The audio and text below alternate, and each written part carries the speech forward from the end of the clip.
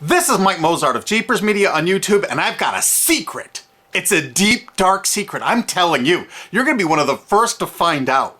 You know this Sopa law they're trying to pass, stop online piracy? Well, guess what? The same people that are trying to get the law passed and have put up like $100 million in lobbying costs to get this law passed so they can control the internet are the same people that distributed the file sharing software. That's right. They're the ones that actually profited from the distribution of the software and taught people how to use it and then turned around and sued people like you for billions of dollars. They did. I'm not kidding. Just look up Joel Tenenbaum. They've sued him for hundreds of thousands of dollars. Poor college kid. They sue single moms for millions for downloading 24 songs. Hey, Google the name Jamie Rassett Thomas. Look at that. They sued and got $1.9 million judgment out of this single mom, and you are next with Sopa. They're going to sue you when Sopa passes. They want to make even a little bit of copyright infringement a felony online.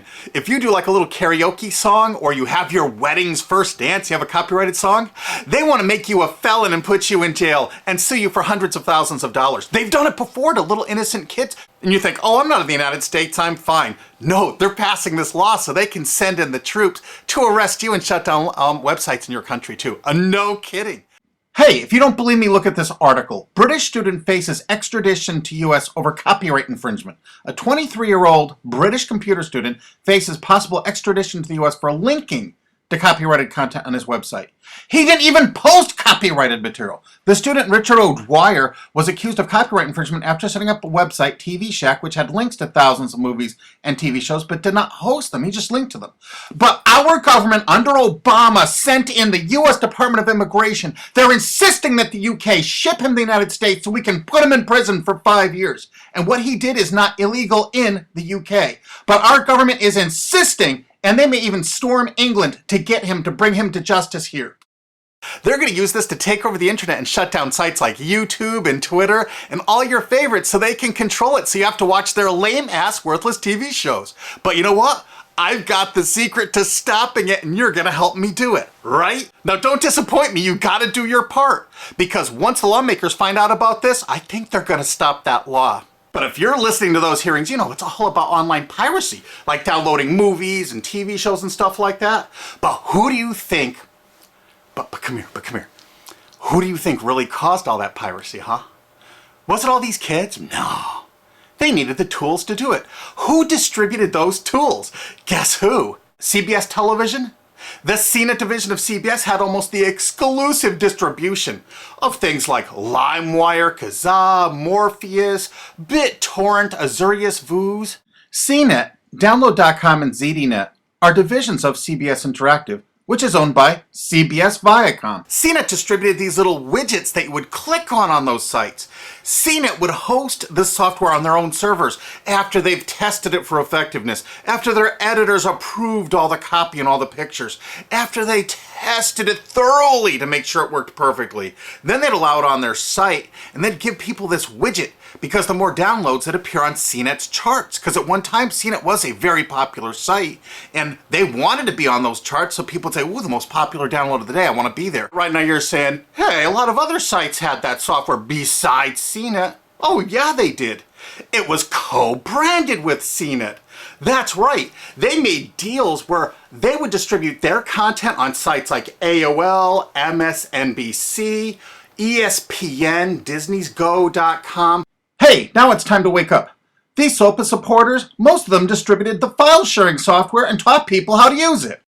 But before I go on, I have to explain something. File sharing software is perfectly legal. However, under the MGM versus Grokster U.S. Supreme Court ruling, they held that one who distributes a device, you know, the file sharing software, with the object of promoting its use to infringe copyright, as shown by clear expression or other affirmative steps taken to foster infringement, is liable for the resulting acts of infringement by third parties. This is regardless of the device's non-infringing uses. In other words, you can distribute it, but you can't encourage anyone to use it to infringe copyright. And do you know what? CNET and CBS did just that thousands of times. Hey, you Sopa supporting music rights groups, listen up to this. Now here's one of those ESPN Disney CNET co-branded pages. And what do we see here? One of the MP3 Insider file sharing SmackDown tests, something they commonly did for quite a few years. Why did they use Britney Spears and Beatles and known artists? Disney, you put it on your ESPN site for the better part of a decade? Encouraging people to download and copy copyrighted materials? Why did you do it, Disney? Why? It doesn't make any sense. But why would Disney even have their own branded piracy software, branded for Go.com, one of their portals? That's right, the Walt Disney Company that's plowing millions into getting SOPA passed has a ghost of file sharing past. Their own branded file sharing service to get free MP3s branded the Go Network. And they use Scour as one of their search engines, and what do you know? They were suing Scour at the exact same freaking time. They were suing it and using it to help people procure songs. Disney, I thought you supported SOPA. That's right, guys, Disney's one of the key supporters of SOPA.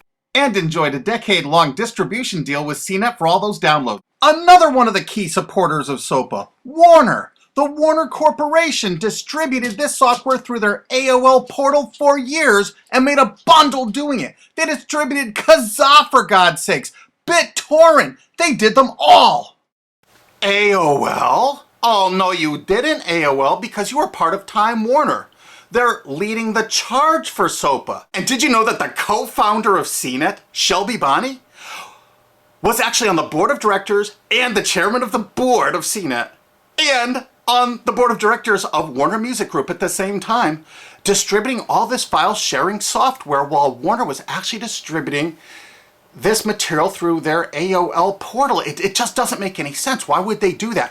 Why would all of the entertainment companies, it seemed, distribute all this software and encourage people to use it to infringe copyrights when no one else was really distributing this software? And AT&T Broadband Online was in partnership with Comcast. What did they distribute? No, not Kazaa. Yep, that's right. They offered all the co-branded software downloads of CNET, including Kazaa, 281 million downloads. And don't forget that CNET had their own built-in search engine.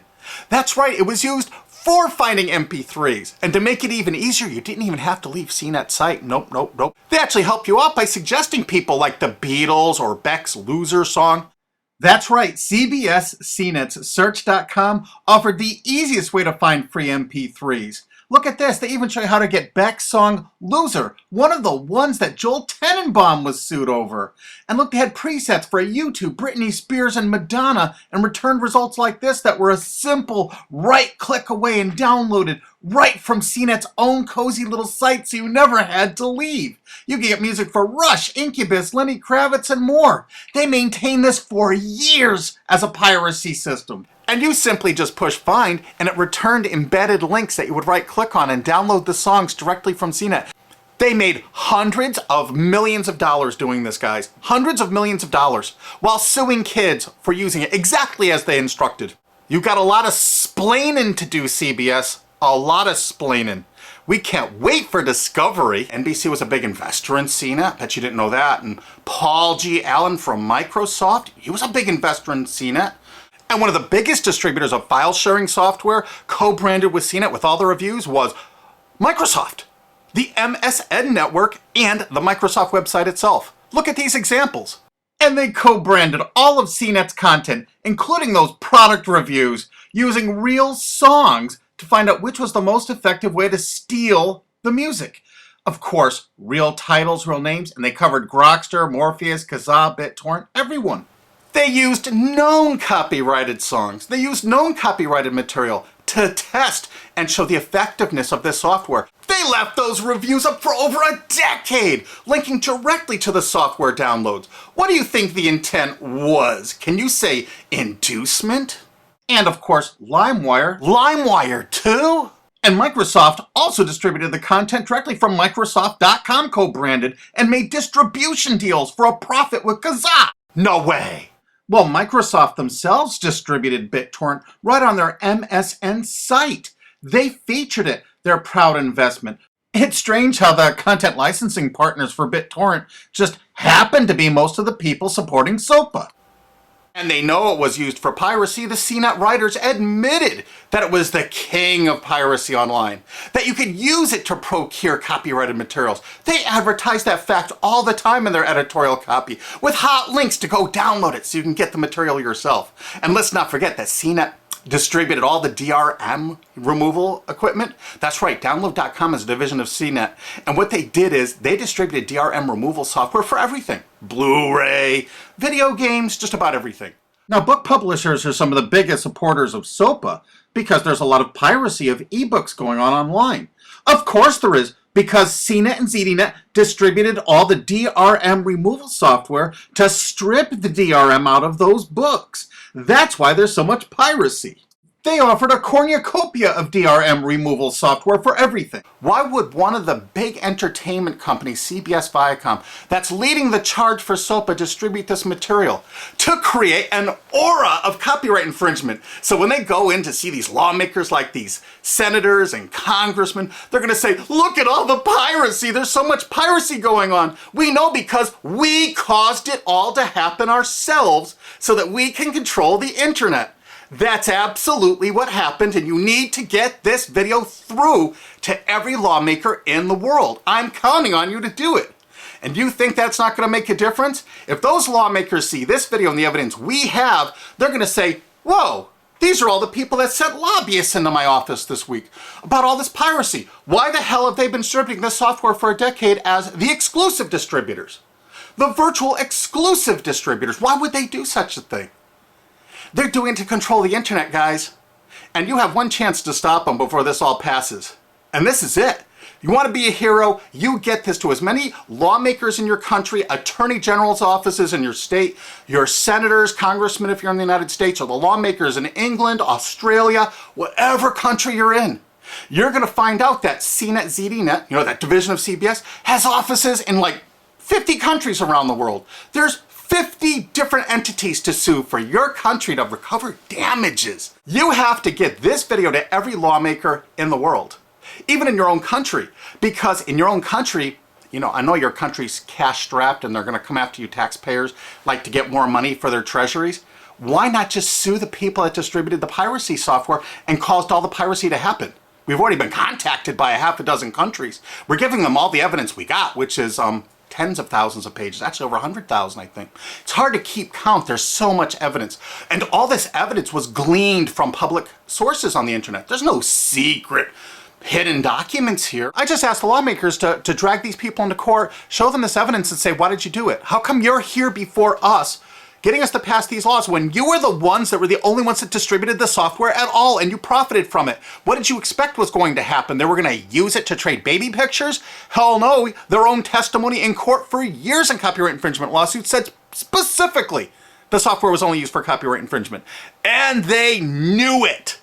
And they profited from it. And they intended for people to download it and use it for copyright infringement so they could go crawling to these lawmakers and throw hundreds of millions of dollars at them to get laws to control the internet and take down sites like YouTube and Twitter and Tumblr and all your favorites. And you're not going to let that happen.